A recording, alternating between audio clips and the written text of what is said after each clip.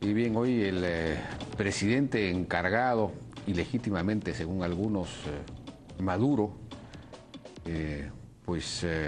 anunció que el cuerpo de Hugo Chávez va a ser embalsamado. Y algo así pues como un faraón o un inca, va a ser embalsamado como un semidios. En realidad están convirtiendo a Hugo Chávez en una suerte de semidios, pero tal como señalamos y demostramos ayer, Hugo Chávez terminó arrasando con la institucionalidad y con la economía y con la seguridad en Venezuela.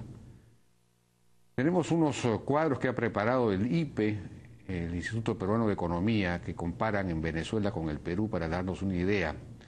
La inflación acumulada en porcentaje entre los años 1999 y 2012, en el Perú fue de 45% y en Venezuela de 1.530%, imagínense.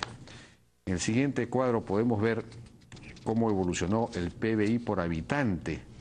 En el Perú, entre los años 99 y 2012, en el Perú creció 63% y en Venezuela, pese a la enorme, gigantesca cantidad de petróleo, más de 700.000 millones de dólares de petróleo en esos 14 años, solamente aumentó 19%. En el siguiente cuadro podemos ver los ingresos petroleros de Venezuela durante los 14 años de Chávez y en los 14 años anteriores. Entre el 85 y el 98 fueron de 335.000 millones de dólares y perdón, me equivoqué, yo pensé que eran 700, son 800.000 millones de dólares los que ha tenido entre el 99 y el 2012, es decir, muchísimo más que los presidentes anteriores. Y el PBI por habitante, comparativo entre Perú y Venezuela, claro, ellos tienen tanto petróleo y por eso su PBI es mayor que el peruano, pero en el siguiente cuadro podemos ver que pese a eso la situación de pobreza en Venezuela disminuyó menos que en el Perú. En el Perú, entre el 2002 y el 2011 bajó de 54, casi de 55% a 27.8%, y en Venezuela de 48.6 a 29.4, disminuyó menos y la pobreza es mayor allá, pese a que tienen un PBI per cápita que es casi el doble del peruano.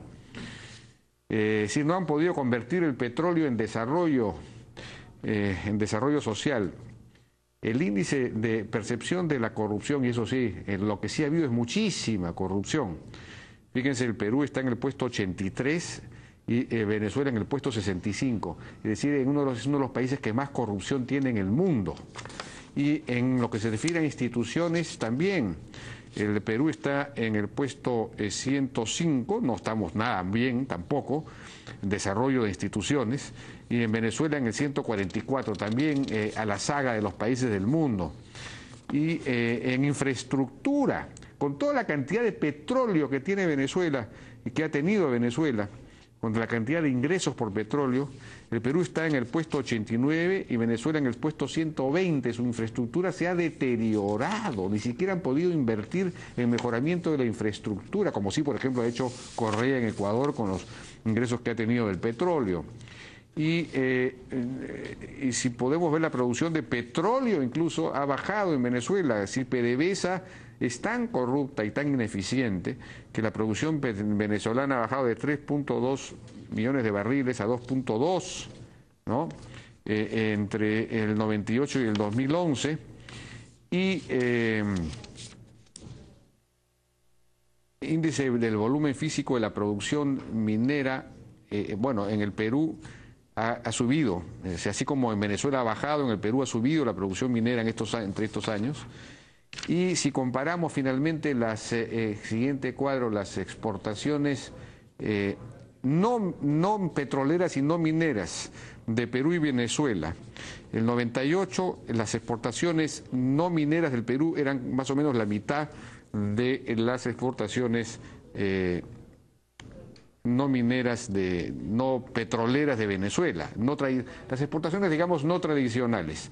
Y el 2012, fíjense, han caído las exportaciones no tradicionales, no petroleras venezolanas, en cambio las exportaciones no tradicionales peruanas, manufacturadas, etcétera, han crecido enormemente.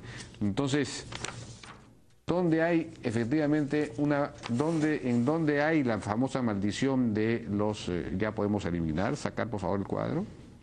La maldición de los recursos naturales pues se da en Venezuela, pero eso se da ahí porque han intentado implantar el socialismo, el control de precios, el dólar barato y todo lo demás. Entonces se ha llenado de importaciones, ya no se produce nada que no sea petróleo en Venezuela, pero sí tienen ingresos y entonces reparten a la gente, y la gente se siente más o menos contenta porque recibe alimentos, recibe viviendas, pero no hay trabajo, no hay trabajo. Es terrible lo que ocurre en Venezuela. Bueno, vamos a ver cómo resuelven ese problema. Vamos a ir a una pausa y regresamos ahora con dos distinguidos constitucionalistas, César Balega y Carlos Chipoco, para ver el asunto del recurso ante el Jurado Nacional de Elecciones.